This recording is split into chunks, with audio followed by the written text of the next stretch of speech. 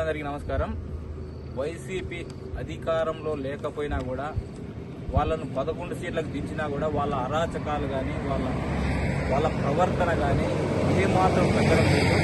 నిన్నటి దినం సత్యసాయి జిల్లా కదిరి నియోజకవర్గానికి చెందిన గాండ్లపెంట మండలం చామలగొందికి చెందినటువంటి హరినాయుడు అనే వైసీపీ కార్యకర్త పవన్ కళ్యాణ్ గారిని కించపరుస్తూ చాలా అవమానకరంగా మార్పింగ్ ఫోటోలు పెట్టి సోషల్ మీడియాలో షేర్ చేయడం వలన చాలా జన సైనికుల మనోభావాలు, పార్టీ కార్యకర్తల మనోభావాలు చాలా దెబ్బతింటూ ఉన్నవి. అలాగే పార్టీ కార్యకర్త భావోద్వేగం రెచ్చగొట్టడం, ప్రజల్లో అపార్థాలు, ఉద్రిక్తలు సృష్టించే విధంగా సోషల్ మీడియాలో వేదికల ద్వారా తప్పుడు ప్రచారం చేస్తున్నారు.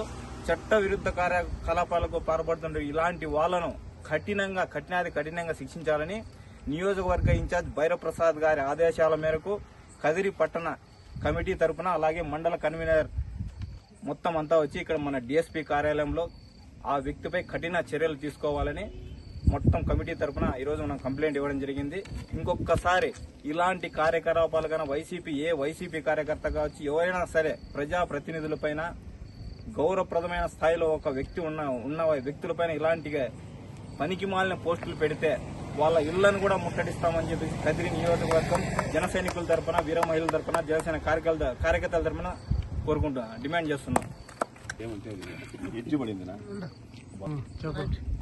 కదిరి పట్టణం నందు మా భైరవప్రసాద్ ఇన్ఛార్జ్ గారి ఆధ్వర్యంలో ఆదేశానుసారం మేము ఈరోజు డిఎస్పీ కార్యాలయంకి చేరుకొని ఇక్కడ మా అధినేత అయిన పవన్ కళ్యాణ్ గారి గురించి అనుచిత వ్యాఖ్యలు, అనుచిత ఫోటోలు పెడుతున్న వారికి ఇదే మా వార్నింగ్.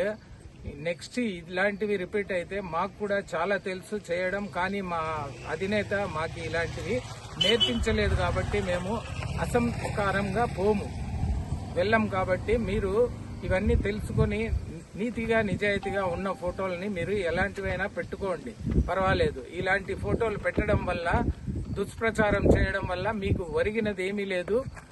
కాబట్టి మీరు ఇలాంటి ఫోటోలని ఏ సమయంలో కూడా ఎవరి మీద అయినా సరే వాడకూడదు అని చెప్పి మేము ఈరోజు డిఎస్పీ కార్యాలయంలో విజ్ఞప్తం చేసుకున్నాము. కాబట్టి మా పవన్ కళ్యాణ్ గారి గురించి ఇంకొకసారి ఇలాంటి వ్యాఖ్యలు, ఇలాంటి ఫోటోలు, మార్పింగ్ ఫోటోలు పెట్టిన తర్వాత మీకే తెలుస్తుంది. మేము మీ ఇళ్ల మీద కాదు, మిమ్మల్ని రోడ్లలో కూడా తిరగకుండా ఇప్పటికే మీకు 11 సీట్లకి కేటాయించినారు. నెక్స్ట్ 1 సీటు కూడా వస్తుందా రాదా అనే ద్వారంతో బతుకుతున్నారు. అలాంటి సమయంలో కూడా మీకు ఇలాంటి అనుచిత ఫోటోలు, వ్యాఖ్యలు మీకు ఇంకా గర్వం అయితే తగ్గట్లేదు. ఈ గర్వాన్ని ఎలా తగ్గించాలో మాకు కూడా తెలుసు, మేము కూడా చేసి చూపిస్తామని చెప్పి విన్నవించుకుంటూ ఇక్కడికి వచ్చిన టౌన్ కమిటీ సభ్యులు, మండల కమిటీ సభ్యులకి అందరికీ నా కృతజ్ఞతలు తెలియజేసుకుంటూ మనవి తీసుకుంటున్నాను.